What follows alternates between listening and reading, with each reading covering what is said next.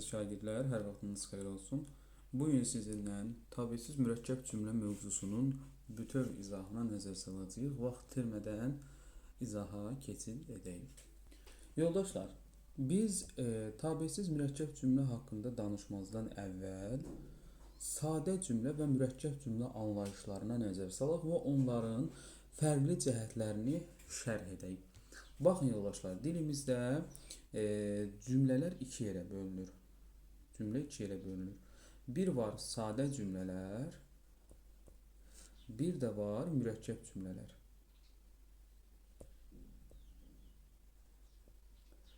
Sadə cümlələrdə bir qrammatik əsas olur, bir qrammatik əsas olur. Qrammatik əsas dedikdə mübtəda xəbər nəzərdə tutulur. Mübtəda və xəbər nəzərdə tutulur. Sadə cümlələrdə yoldaşlar, bir mübtəda və xəbərin hər ikisi də iştirak edə bilər. İkinci dərəcəli üzvlər ola bilər, amma mübtəda xəbər əsasında formalaşan cümlədir. Və yaxud da cümlə ancaq xəbərdən ibarət olur. Və yaxud da ikinci dərəcəli üzv və xəbərlərdən. Yəni cümlədə ya baş üzvlərdən hər ikisi iştirak eləməlidir. Bir dənə xəbər olmalıdır, bir dənə mübtəda olmalıdır. İkinci dərəcəli üzvlər ola da bilər, olmaya da bilər. Yəni yenə də deyirəm, sadə və mürəkkəb cümlə dedikdə birbaşa elə mübtəda və xəbərlərin ifadə daxilində sayı nəzərdə tutulur. Aydın oldu. Əgər cümlə daxilində bir mübtəda, bir xəbər varsa, ikinci dərəcəli üzv ola da bilər, olmaya da bilər. Fərqi yoxdur. Bu hesab olunacaq sadə cümlə. Və yaxud da cümlədə ikinci dərəcəli üzvlər var, amma baş üzvlərdən bircə dənə xəbər var. Bu da sadə cümlə hesab olunur. Gəlin nümunəsinə nəzər salaq. Sadə cümləyə aid nümunəyə baxaq. Deyirəm ki, kitabı oxudum. Kitabı oxudum. Nə etdim? Oxudum. Xəbər. Nəyi oxudum? Kitabı oxudum. Və fikir verin, bu cümlə tamamlıq və xəbərdən ibarətdir. Quruluşsa sadə cümlədir, yoxsa mürəkkəb cümlədir. Gördüyümüz kimi cümlədə deməli baş üzvlərdən bircə dənə xəbər işlənir, bircə dənə xəbər işlənir. İkinci dərəcəli üzv, yəni sərbəst işlənə bilər, işlənməyə də bilər. Baş üzvlərdən bircə dənə xəbər işlənib və burada başqa heç bir şey yoxdur. Deməli cümlə sadə cümlə hesab olunur. Və yaxud da deyirəm ki, eyni cümlənin mübtədalı versiyasını yazıram. Deyirəm ki, mən kitabı oxudum. Nə etdim? Oxudum. Xəbər. Nəyi oxudum? Kitabı oxudum. Tamamlıq. Kitabı kim oxudu? Mən oxudum. Cümləmizdə mübtəda, tamamlıq və xəbər var. Deməli, bu da qrammatik əsasların, bu cümlədə isə qrammatik əsasların hər ikisi iştirak elədi. Bayaq dedik biz, qrammatik əsas dedikdə nə nəzərdə tutulur? Mübtəda, xəbər. Baxın, burada mübtəda da var, xəbər də var. Bəs sadə cümlədə, sadə cümlə ümumiyyətlə necə formalaşır? Sadə cümlədə ya baş üzvlərdən biri işlənir, xəbər, ya da ümumiyyətlə mübtəda da işlənə bilər. Yəni baş üzvlərdən ya hər ikisi də işlənə bilər, ya da ki ikisindən biri işlənə bilər. Bu tipli cümlələr sadə cümlə hesab olunur. Və yaxud da belə deyim də, bir mübtədanın, yəni bir dənə şəxs bir neçə işi icra edirsə, bu cümlələrdə sadə cümlə hesab olunur. Bu mübtədadır, xıllar da xəbərlərdir. Yəni bir neçə xəbəri bir mübtəda icra edirsə, həmin cümlə hesab olunur sadə cümlə. Məsələn, deyirəm ki, Əli pulu götürdü.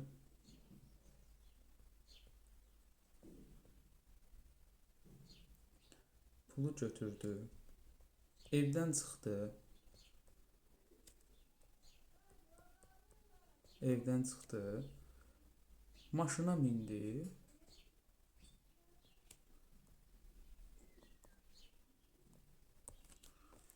Mağazaya getdi.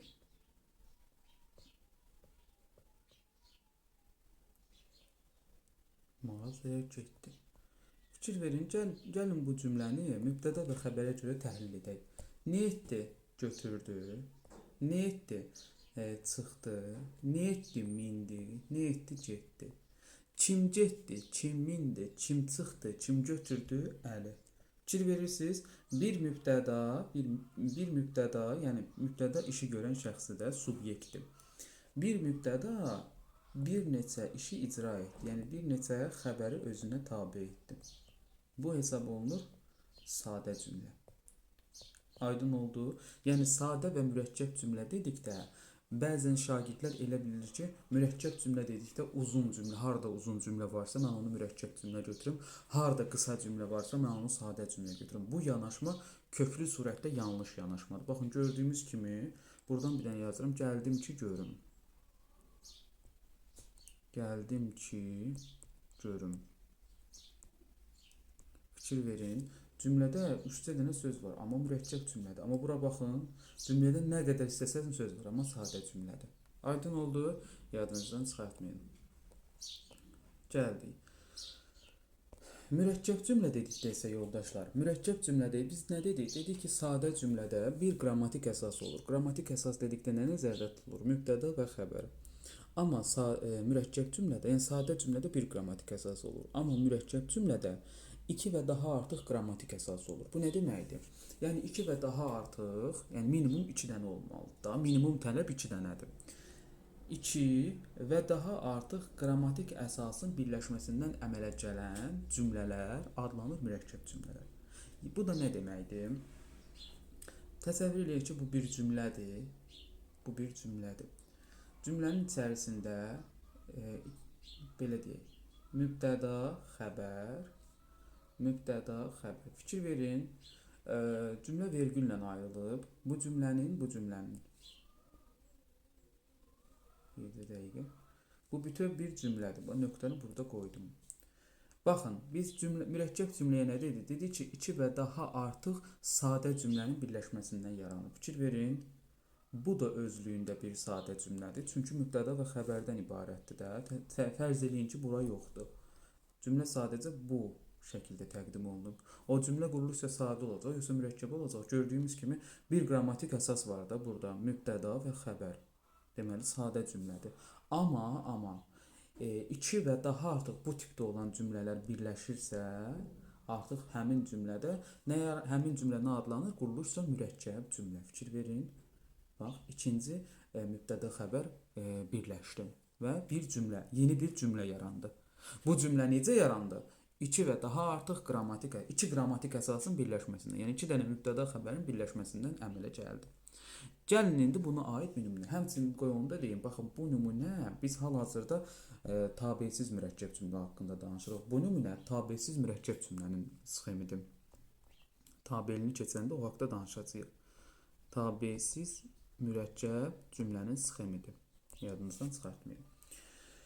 İndi gəlin bu sxemə aid bir nümunə yazaq. Deyirəm ki, mən gəldim.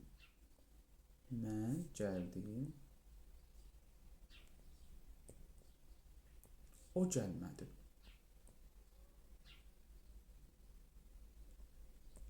Gəlin təhlil edək. Nə etdim? Gəldim. Kim gəldi? Mən gəldim. Nə etdi? Gəlmədi. Kim gəlmədi? O gəlmədi. Görürsünüz, hər xəbərin özünün ayrıca mübtədası var. Gələn mənəm, gəlməyən odur.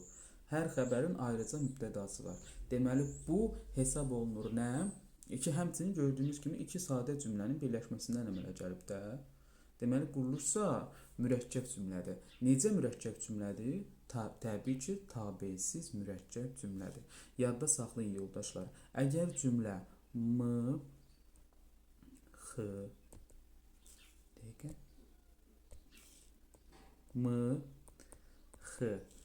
və sair formasında, deməli cümlə daxilində bu formada bizim qarşımıza çıxırsa, deməli bu cümlə nə cümlədir? Tabesiz mürəkkəb cümlədir. Yəni cümlənin tabesiz olması üçün tələb olunan sxem budur. Yadınızdan çıxartmayın. İndi yadda saxlayın yoldaşlar. Tabesiz mürəkkəb cümlələrin adına fikir verin ümumiyyətlə. Tabesiz. Biz tabesiz adına başqa harda rast gəlmişik? Bir də nəzər salın. Tabesizlik bağlayıcılarında. Deməli, yadda saxlayın ki, yoldaşlar, tabesiz mürəkkəb cümlə ya intonasiya əsasında formalaşır. İntonasiya əsasında formalaşma nə deməkdir? Yəni iki dənə cümlənin, bax qeyd etmişəm də, bu birinci cümlədir, bu da ikinci cümlədir. İki dənə cümləni birləşdirən vasitə bağlayıcı deyil, sadəcə vergüldür. Bax gördüyünüz kimi bu cümlə, indi qeyd etdiyim cümlə vergül əsasına tərəfləri bağlayan vasitə vergül olduğuna görə deyirik ki, bu cümlənin belə deyək də əlaqələndirən vasitə intonasiyadır. İntonasiyadır. İndi isə gəlin bir dənə tabesiz mürəkkəb cümlə yazaq, amma o tabesiz mürəkkəb cümlənin tərəflərini əlaqələndirən vasitə tabesizlik bağlayıcıları olsun. Hər birimiz tabesizlik bağlayıcıları bilirik. Bilməyənlər də gedib öyrənə bilərlər. Deyirəm ki, indi verilmiş elə bu nümunəni, yazdığımız bu nümunəni mən eyni nümunəni bağlayıcılı formada işlədəcəm. Məsələn, deyirəm ki, bu rəngini dəyişim. Mən gəldim. Mən gəldim. Ancaq o gəlmədi. Fikir verin. Yenə də gəlin təhlil edək. Nə etdim? Nə etdim? Gəldim. Kim gəldi? Mən gəldim. Nə etdi? Gəlmədi. Kim gəlmədi? O gəlmədi. Yenə də gördüyümüz kimi cümlə m-xı, bu m-dır, yəni mübtədadır, bu x-dır. Hər xəbərin ayrıca mübtədası var. M-x, hər xəbərin ayrıca mübtədası. Yenə də cümlə m-x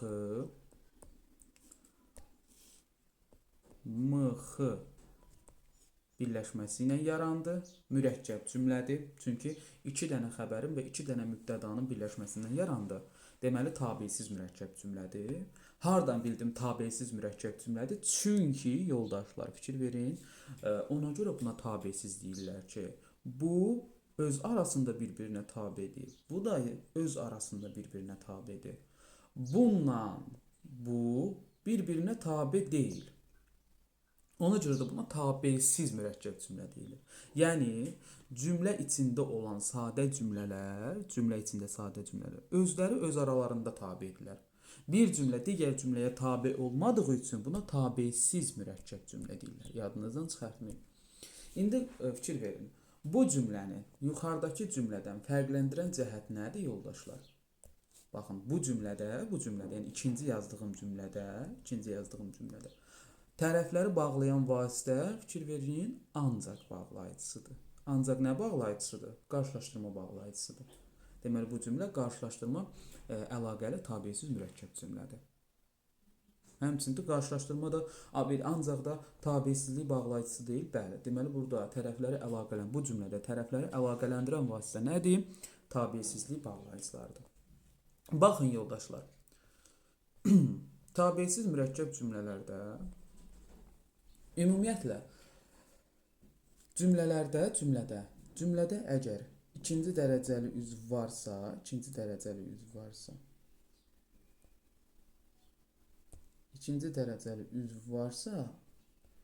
həmin cümlə hesab olunur, həmin cümlə hesab olunur geniş cümlə.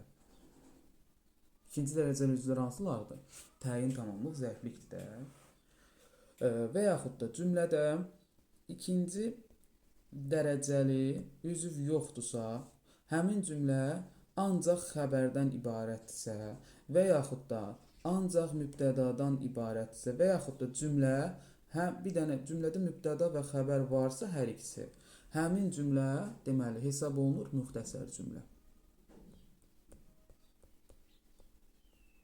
Yəni cümlənin müxtəsər olması üçün orada ikinci dərəcəli üzv olmamalıdır. Aydın oldu. Cümlənin geniş olması üçün isə orada ikinci dərəcəli üzv olmalıdır. Məsələn, bayaqları biz nümunə yazdıq. Mən gəldim, o gəlmədi. Baxaq indi. Eyni nümunəni yazıram.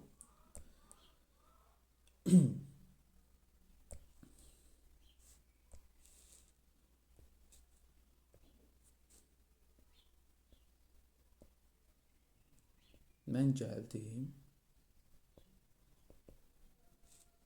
o gəlmədi.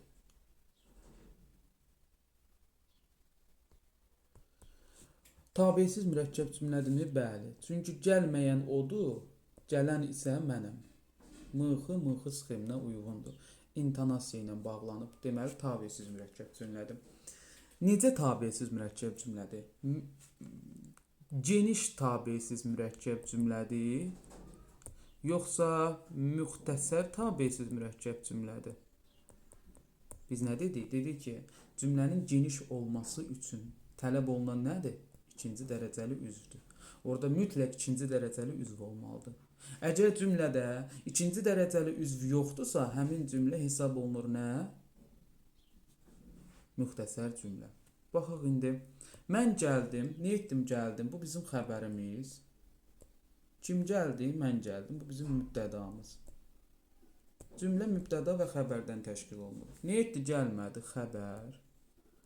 Kim gəlmədi? O gəlmədi, mübtəda. Cümlədə ikinci dərəcəli üzv varmı? Yoxdur. Gördüyümüz kimi cümlə ancaq mübtəda və xəbərdən təşkil olunur. Mübtəda və xəbərdən təşkil olunur. Deməli bu nədir? Deməli müxtəsər sadə cümlədir. Üzr istəyirəm, müxtəsər mürəkkəb cümlədir. Bu mürəkkəb cümlə müxtəsərdir. Bəs bunu biz necə genişləndirə bilərik? Təbii ki, ikinci dərəcəli üzv artırmaqla. Məsələn, deyirəm ki, mən dünəm. Mən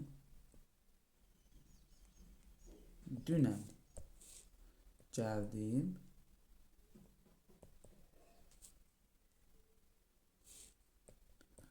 Sən bugün gəldin.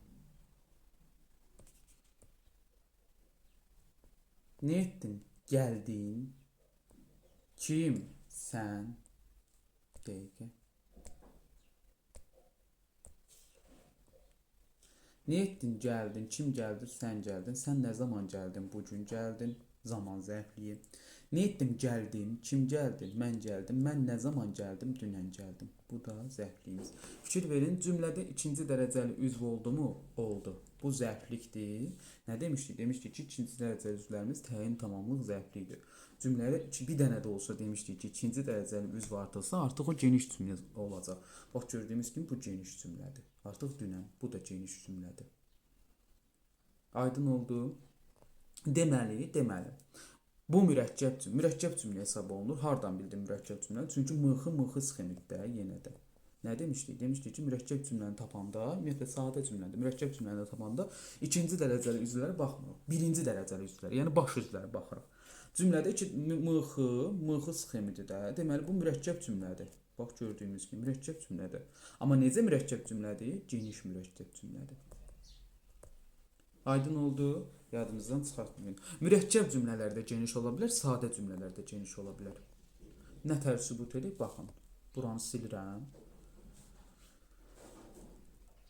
Sadə cümlə qaldı. Düz deyil. Mən dünən gəldim. Cümlə bir qrammatik əsasdan təşkil olunub. Mübtəda və xəbər. Deməli, bu cümlə sadə cümlədir. Necə sadə cümlədir? Geniş sadə cümlədir. Başa düşdünüz? Yadınızdan çıxartmayın. Tabesiz mürəkkəb cümlə anlayışına da nəzər saldıq. Tabesiz mürəkkəb cümlə tabeliyi bağlayıcılar işlənməz. Yadınızdan çıxartmayın. İndi gəlin bir-birinə bənzəyən iki dənə cümlə yazaq. Amma biri tabesiz mürəkkəb cümlədir, biri isə tabeli mürəkkəb cümlədir. Məsələn, deyirəm ki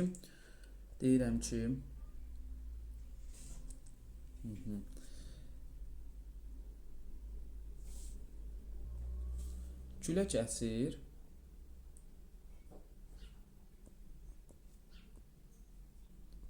Külək əsir. Yarpaqları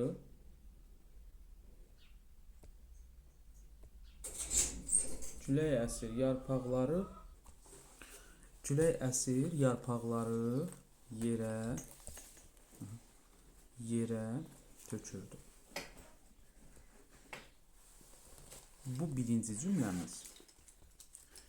İkinci cümlə isə külək əsir, bir-birinə bənzəyən cümlələrdir. Bunlar ehtiyatlı olun. Külək əsir, yarpaqlar yerə tökülürdü.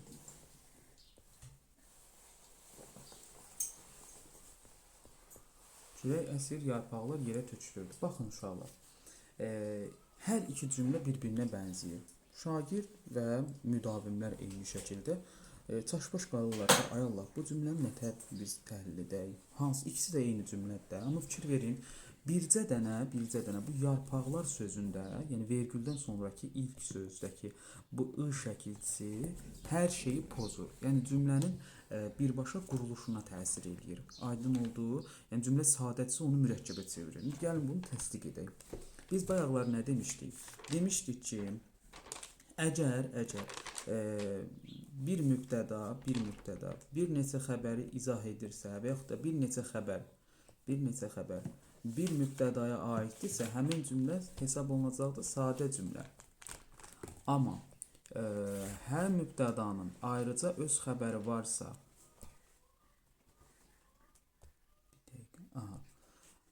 hər mübtədanın ayrıca öz xəbəri varsa, həmin cümlədə hesab olunacaqdır nə? Mürəkkəb cümlə.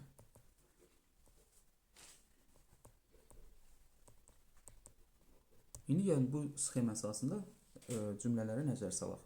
Külək əsir, yarpaqları yerə tökürdü. Bu cümləyə baxıram. Əsir, nə külək? Tökürdü, haraya tökürdü? Nəyi tökürdü? Yarpaqları tökürdü. Haraya tökürdü? Yerə tökürdü. Yer zərfliyimiz. Yarpaqları yerə nə tökürdü? Külək tökürdü. Deməli, fikir verin ki, yoldaşlar. Əsəndə küləkdir. Yarpaqları yerə tökən də küləkdir. Yəni, iki dənə xəbər bir mübtədaya tabidir. Yəni, sxem belə olacaq. Bir mübtəda, xəbər. Deməli, bu sxemdə nəyin sxemidir? Bizə bunu yaradır da. Deməli, bu sadə cümlədir. Və bu tipdə olan cümlələr də sadə cümlə hesab olunur. İndi gəlin ikinci nümunəyə nəzər salaq. Külək əsir, yarpaqlar yerə tökülürdü. Fikir verin, vergüldən sonraki ilk sözdəki ı şəkilçisi yoxa çıxdı. İndi gəlin, fikir verin, o ı şəkilçisi sadə cümləni birbaşa mürəkkəb cümləyə çevirəcək.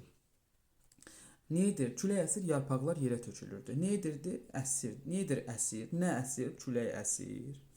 Yarpaqlar yerə tökülürdü. Tökülürdü. Nə tökülürdü? Yarpaqlar tökülürdü. Mübtəda. Haraya tökülürdü? Yerə tökülürdü. Fikir verdiniz. Bu cümlə isə bu xəbər əsən küləkdir. Tökülən isə yarpaqlardır. Yeni bir mıxı sxemi yarandı. Yəni hər xəbərin özünün ayrıca mübtədası var. Bu sxemdə, yəni belə bir sxem yarandı da. Bu sxemdə bizə nəyi çağrışdırdı? Cümlənin mürəkkəb cümlə olduğunu çağrışdırdı. Deməli, ikinci cümlə mürəkkəb cümlədir. Birinci cümlə isə sadə cümlədir. Hər ikisi, baxın, fikir verin.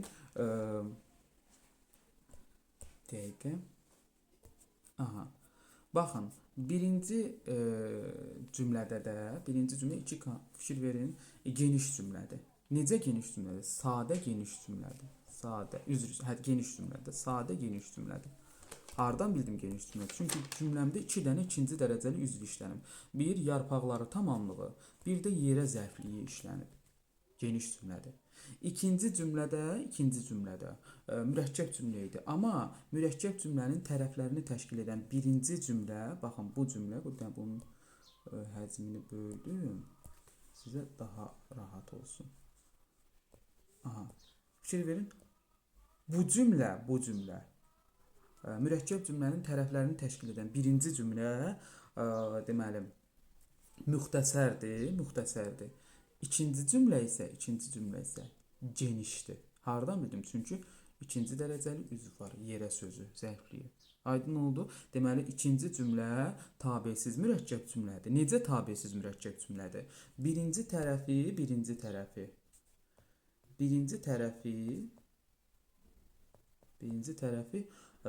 müxtəsər sadə cümlənin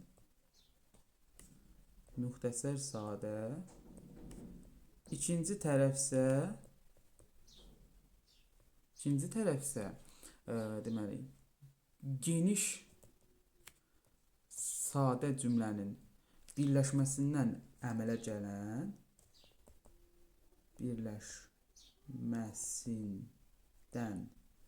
yaranan